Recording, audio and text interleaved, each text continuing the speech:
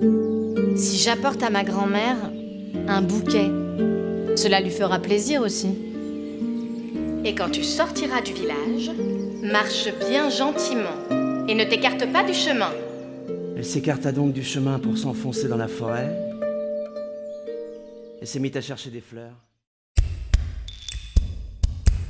L'idée déjà, c'était de faire découvrir à nos élèves le monde du théâtre.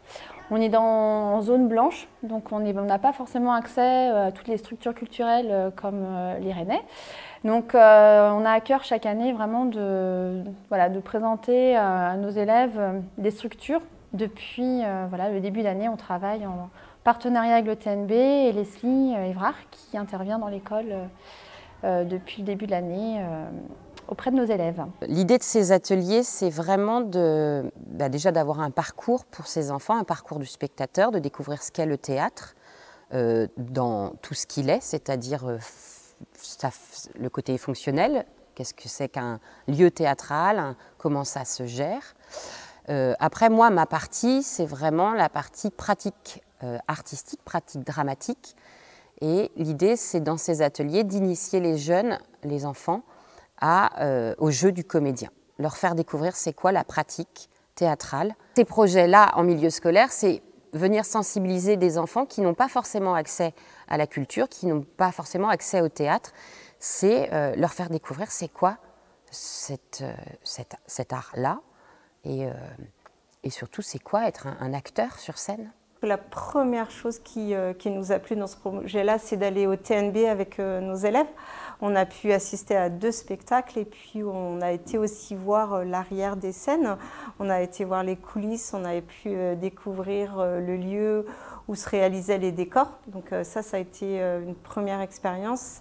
Et dans un deuxième temps, on a eu tout le travail avec Leslie de découvrir le milieu du théâtre, et puis après de jouer. Alors les premières étapes, ça a été pour les enfants de créer leur univers, d'écrire des histoires, et puis après de pouvoir jouer ces histoires-là. Ça a été vraiment un travail sur l'oral, d'oraliser, de jouer, de se mettre en scène. Il y a toute la partie le langage oral, donc savoir s'exprimer devant un public, travailler sur la voix, la gestuelle aussi, travailler sur la notion de scène, l'espace.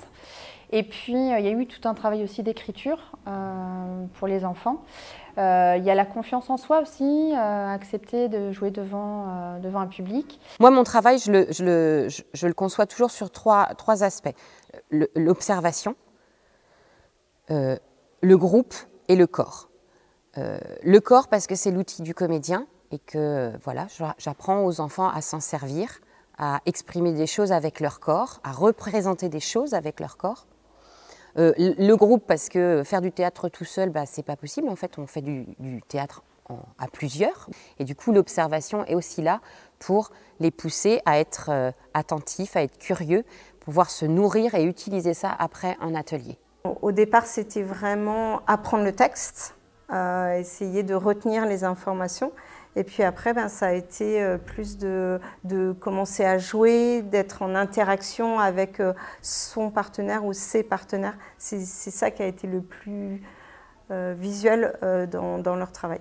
Tout le travail qui a été fait sur la voix, on voit qu'il y a une évolution aussi sur le jeu de scène. Des enfants qui étaient un petit peu réservés en début d'année, aujourd'hui, on les découvre un petit peu plus acteurs, comédiens, donc c'est agréable aussi de voir ça. Deuxième émotion, ça a été de voir mes petits parleurs, mes élèves qui d'habitude ne parlent pas beaucoup, qui là se sont découverts, je trouve, dans le théâtre. Je pense particulièrement à 2 enfants, je trouve qu'ils se sont épanouis dans ce projet-là.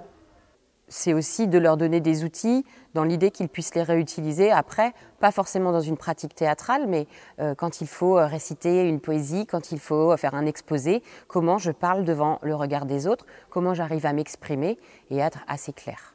Je pense qu'il y a toujours des moments qui sont émouvants, entre autres sur l'écriture, quand je les laisse en travail, en autonomie, et que d'un coup je reviens et que je me rends compte qu'ils ont trouvé des super idées ou une réplique qui est un peu sympa ou que physiquement ils ont trouvé un placement dans l'espace, une façon de jouer.